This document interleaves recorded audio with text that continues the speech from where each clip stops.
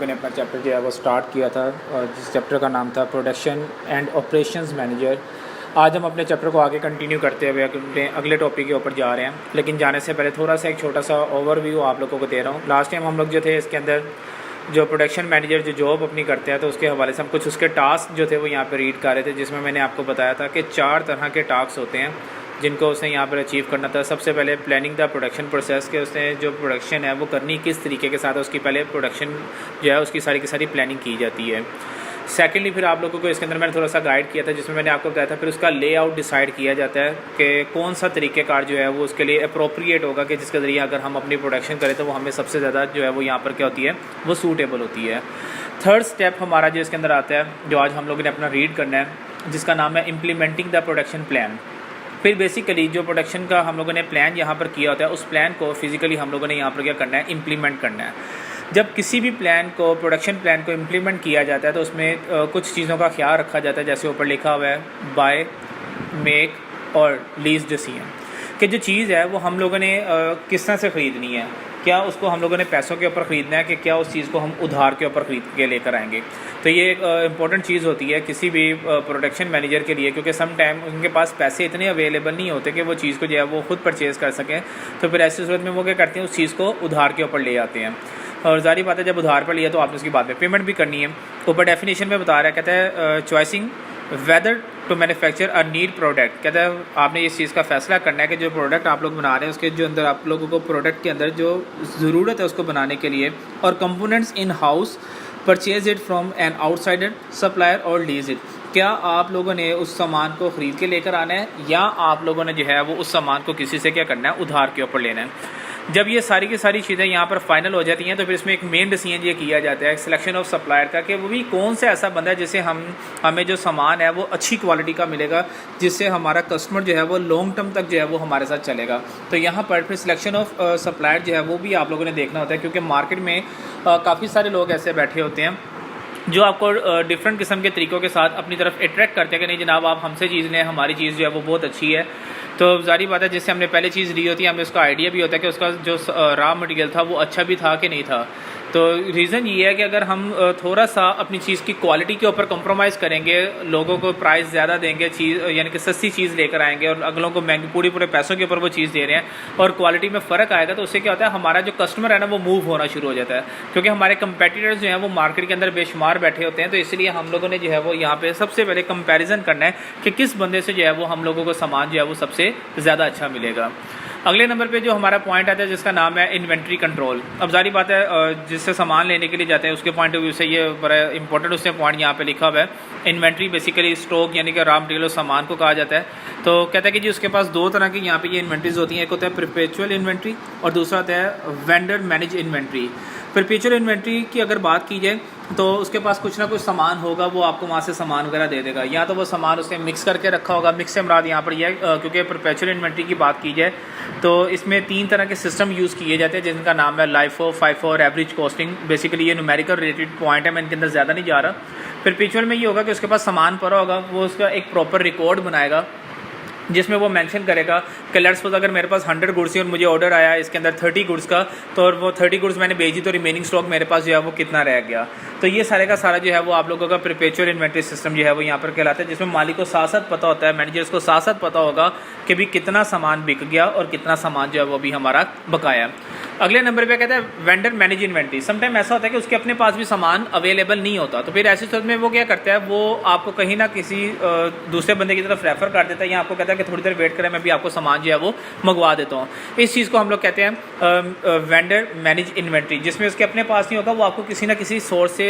जो है वो राब्ता करके आपको अरेंज करके देगा। अब इसमें अगले नंबर पे जो 2 चीज़ें आती हैं इन्वेंट्री के पॉइंट ऑफ व्यू से जो आज के दौर में बड़ी ज़्यादा इंपॉर्टेंट समझी जाती हैं, उनमें सबसे पहले कहता है just in time system. Just in time system basically ये है कि यहाँ पर मैनेजर्स जो हैं वो क्या करते हैं, वो अपनी कॉस्ट को मिनिमाइज़ करते हैं, अपने प्रॉफिट को जो है वो इंक्रीज़ करते हैं। इस टूल के लिए वो ये करते हैं कि जो उनके वर्कर्स होते हैं वो उनको कहते हैं कि भाई आप लोगों ने जो मटीरियल है ना वो वेस्ट नहीं करना।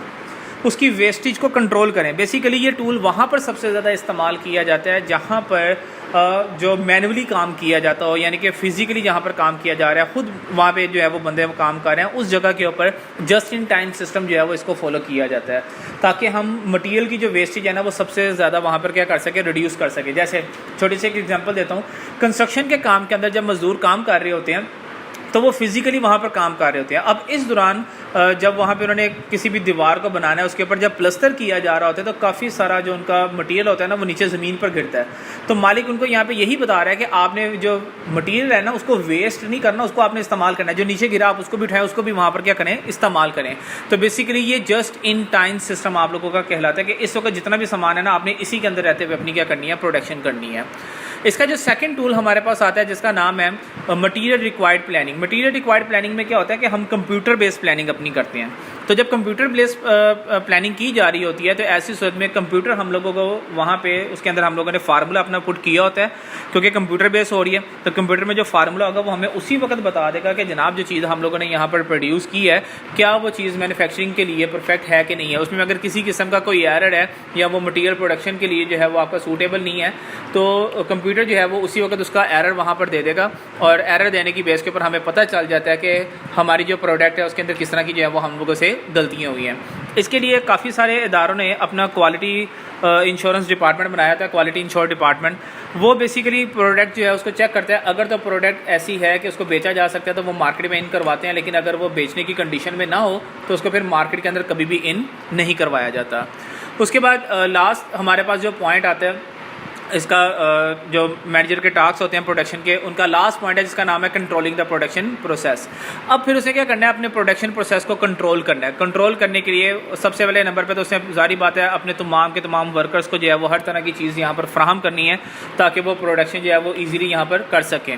इसके 5 स्टेप हैं प्रोडक्शन के कंट्रोलिंग के, जिसमें सबसे पहले लिखा हुआ है प्लानिंग, फिर लिखा हुआ है रूटीनिंग, फिर लिखा हुआ है स्केजुलिंग, फिर लिखा हुआ है डिस्पैचिंग और आखिरी में क्या लिखा हुआ है, फॉलो अप। प्लानिंग में सबसे पहले नंबर पे ये प्लान किया जाता है कि जो चीज़ हम लोगों ने बनानी है वो क्या बनानी है। सबसे पहले उसके बारे में यहाँ पे ये चीज़ प्लान होती है। जैसे आपको ऊपर भी सबसे पहले बताया था कि सबसे पहले प्लानिंग प्रोसेस होता है। तो पहले नंबर पे ये देखा जाएगा कि जो हम लोगों ने प्लान बनाया क्या चीज़ उस प्लान के मुताबिक जो है वो बन रही है। उस प्लान के मुताबिक उस चीज़ को बनाने के लिए हमारे पास रॉ मटेरियल वगैरह, उसके लिए जो मशीनरी रिक्वायर्ड है, उसके लिए जितनी हमें लेबर रिक्वायर्ड है, क्या वो हर चीज़ हमारे पास इस वक्त अवेलेबल है कि नहीं है। सेकंड नंबर के ऊपर हमारे पास आती है जिसका नाम है रूटीनिंग। अब रूटीनिंग क्या है, बेसिकली सीक्वेंस ऑफ वर्क को यहाँ पे कहा जाता है थ्रू आउट द फैसिलिटीज़, कि भी जितनी सहूलियत दी गई हैं क्या उन तमाम सहूलियत के अंदर रहते हुए डेली बेसिस पर इस चीज़ को चेक किया जाएगा क्या हमारा काम जो है वो पॉसिबल हो रहा है कि नहीं हो रहा। कहीं ऐसा तो नहीं कि हम लोगों ने जो प्लानिंग की थी उस प्लानिंग के मुताबिक हम लोगों ने जितना रॉ मटेरियल, जितनी मशीनरी हमें रिक्वायर्ड थी वो हम लोगों ने फ्राहम किया, लेकिन अभी भी वो हमारी प्रोडक्शन के लिए हम लोगों को यहाँ पर क्या हो रही है, वो कम पड़ रही है। तो यहाँ पर बेसिकली आपने क्या करना होता है, अपने काम को चेक करना होता है। नेक्स्ट हमारे पास पॉइंट नंबर 3 आता है जिसका नाम है स्केजुलिंग। अगर स्केजुलिंग की बात की जाए तो स्केजुलिंग बेसिकली टाइम टेबल बनाया जाता है जिसके मुताबिक वहाँ पर इदारे में क्या किया जाता है, काम किया जाता है। तो हर इदारे के अंदर काम करने की कोई ना कोई टाइमिंग होती है जिसके मुताबिक काम किया जाता है। कुछ इदारे हैं जहाँ पे जो है वो 12 घंटे काम होता है, कुछ इदारे हैं जहाँ पर 8 घंटे काम होता है जिसमें लेबर को थोड़ी सी रेस्ट भी दी जाती है। तो उसमें मशीनरी सारी बात है पूरा दिन चल रही होती है, मशीनरी हीटअप ना हो जाए तो उसका भी उन्होंने वो प्रॉपर उन चीज़ों का जो है वो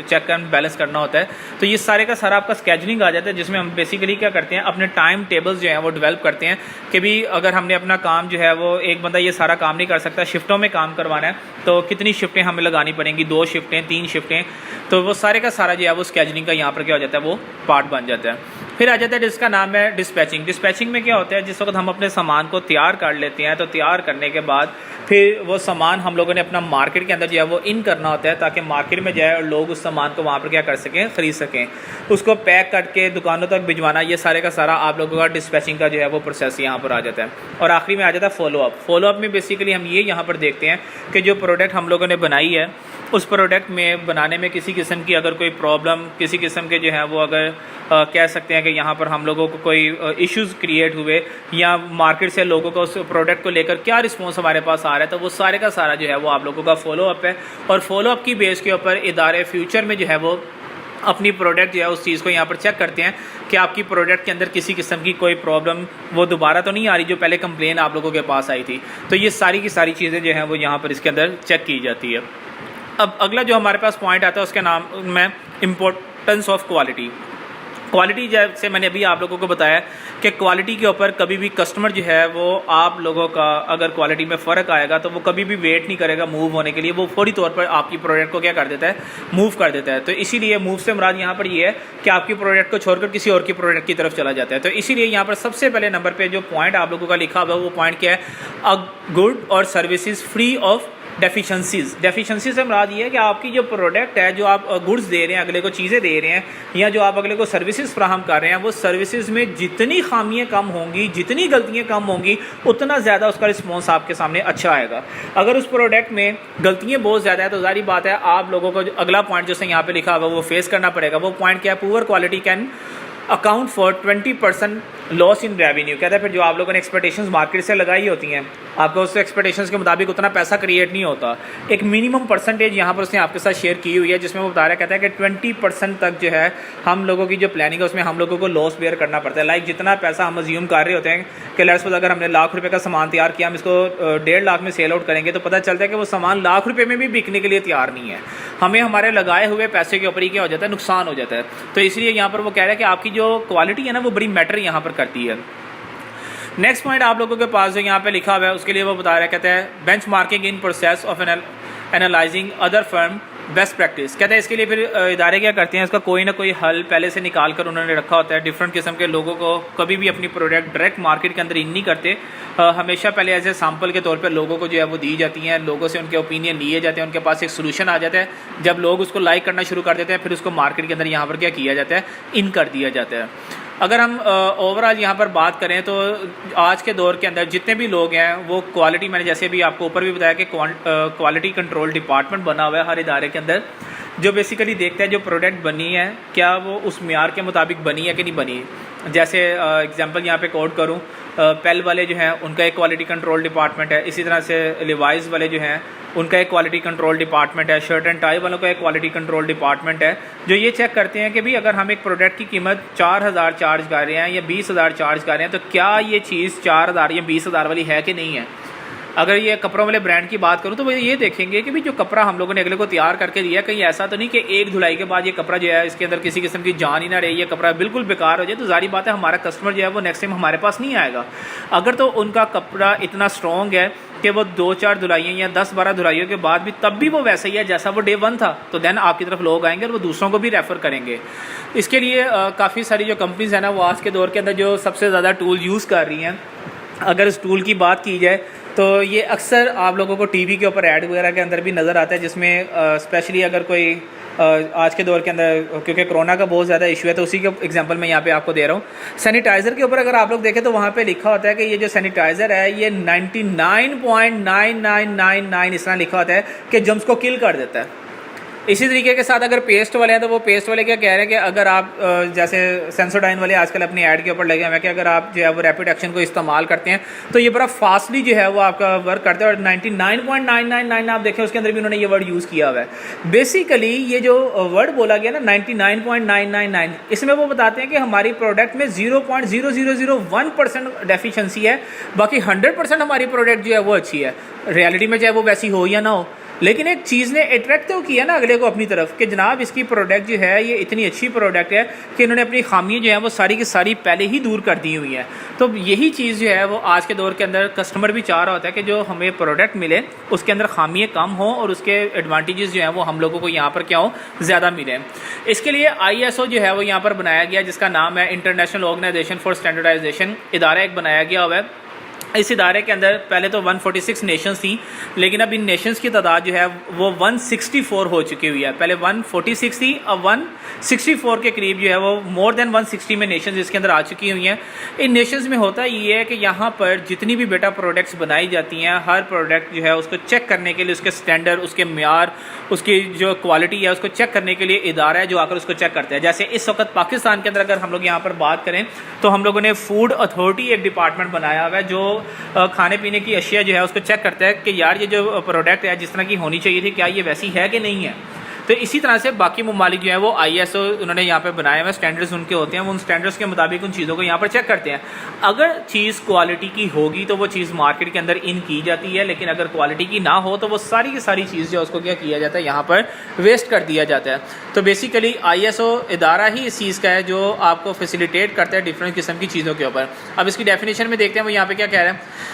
कहते हैं इसका मिशन है is to promote the development of standardization product, कि हमारा मकसद एक क्या है कि जो अच्छी क्वालिटी की प्रोडक्ट है ना वो मार्केट के अंदर आए, वो आपके सामने आए। To facilitate trade and corporate across nation borders. कहते हैं फिर उन्हीं प्रोडक्ट्स को जिनकी क्वालिटी अच्छी होती है उन्हीं प्रोडक्ट्स को फैसिलिटेट किया जाता है और उन्हीं के लोगों की इदारों की मदद की जाती है ताकि वो इन चीज़ों को मुल्क के बाहर और अपने मुल्क के अंदर जो है वो इजीली यहाँ पर क्या कर सकें, सर्कुलेट कर सकें, लोगों को सेल आउट कर सकें। तो ये चैप्टर जो है वो बेटा हमारे यहाँ पर आकर एंड हो जाता है।